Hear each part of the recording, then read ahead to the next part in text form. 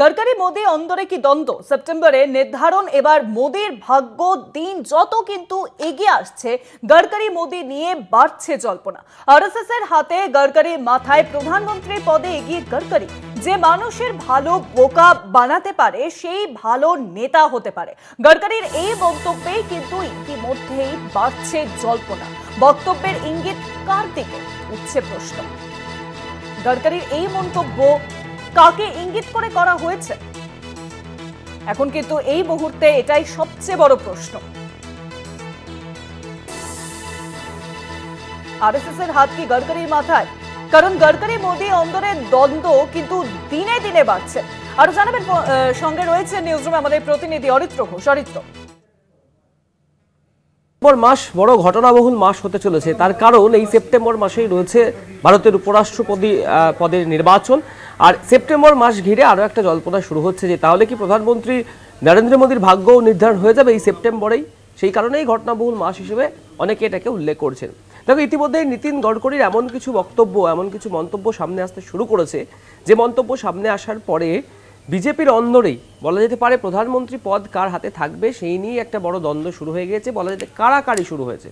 সেই মন্তব্যগুলো অর্থাৎ নীতিন গডকরি সেই মন্তব্যগুলো সামনে আসার পর থেকে আরও জল্পনা বাড়ছে, উস্কে উঠছে জল্পনা। কি বলছেন নীতিন গডকরি? দেখো, তিনি একটি বক্তব্যে বলছেন যে মানুষকে যত ভালো বোকা বানাতে পারে সেই তত ভালো নেতা হতে পারে। এই মন্তব্য কার দিকে ইঙ্গিত করেছেন নীতিন গডকরি সেই প্রশ্ন আপাতত ঘোরাফেরা করছে বিজেপির কেন্দ্রীয় নেতৃত্বের অন্দরে। এবং ইতিমধ্যেই দেখো, আরএসএস এর সঙ্গে নীতিন গডকরির একটা সমীকরণ হয়েছে। প্রধানমন্ত্রী পদের জন্য পরবর্তী ক্ষেত্রে হয়তো নীতিন গডকরি তিনি এগিয়ে থাকতে পারেন, বা প্রধানমন্ত্রী যিনি রয়েছেন বর্তমানে নরেন্দ্র মোদীর পরবর্তী ক্ষেত্রে প্রধানমন্ত্রী হতে পারেন নীতিন গডকরি। এরকম একাধিক সম্ভাবনা কিন্তু সামনে উঠে আসছে। আর সেই সম্ভাবনা, সেই আলোচনাগুলি যখন সামনে আসছে তখন এটাও উঠে আসছে যে আরএসএস এর হাত রয়েছে গডকরির মাথাতেই। সেই কারণেই গডকরি এতটা প্রকাশ্যে এতটা খোলামেলা মন্তব্য করছেন। কিন্তু যে মন্তব্যগুলি তিনি করছেন সেগুলি কার দিকে ইঙ্গিত করছেন সেই সুস্পষ্ট ব্যাখ্যা কিন্তু এখনো নেই।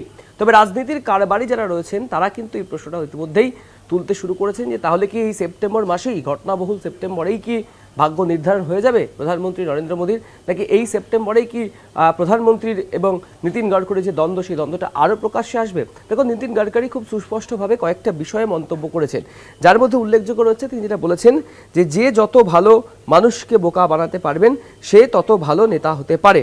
এবং এই বক্তব্য সামনে আসার পরেই কিন্তু কার্যত শিউরে উঠেছেন রাজনীতি কারবারিদের একটা অংশ যে তাহলে কাকে ইঙ্গিত করছেন এই বক্তব্য দিয়ে, প্রধানমন্ত্রী নরেন্দ্র মোদীকে, নাকি বিজেপির অন্দরেই এমন কেউ রয়েছেন যিনি এই কাজটি ভালো করতে পারেন, অর্থাৎ মানুষকে ভালো বোকা বানাতে পারেন। শুধু তাই নয়, একই সাথে গডকরি আরও বেশ কিছু মন্তব্য করেছেন। তিনি বলছেন যে মানুষকে বোকা বানানো খুবই সহজ এবং আমি কোনো অফিসার নই, কিন্তু আমি এটা বুঝতে পারি কারণ নেতারা সত্য কথা বলেন না, যারা মন্ত্রীরা তারাও সত্য কথা বলেন না। এরকম একাধিক বক্তব্য কিন্তু এই মুহূর্তে সামনে আসতে শুরু করেছে। আর সেই বক্তব্যগুলি সামনে আসার পরেই বেশ কয়েকটি প্রশ্ন কিন্তু ঘোরাফেরা করছে দেশের রাজনীতির অন্দরে। তাহলে কি সেপ্টেম্বরেই ভাগ্য নির্ধারণ হয়ে যাবে প্রধানমন্ত্রীর? আরএসএস এর হাত মাথায় নিয়েই কি আগামীতে প্রধানমন্ত্রী পদে বেশ কিছুটা এগিয়ে যাবেন নীতিন গডকরি?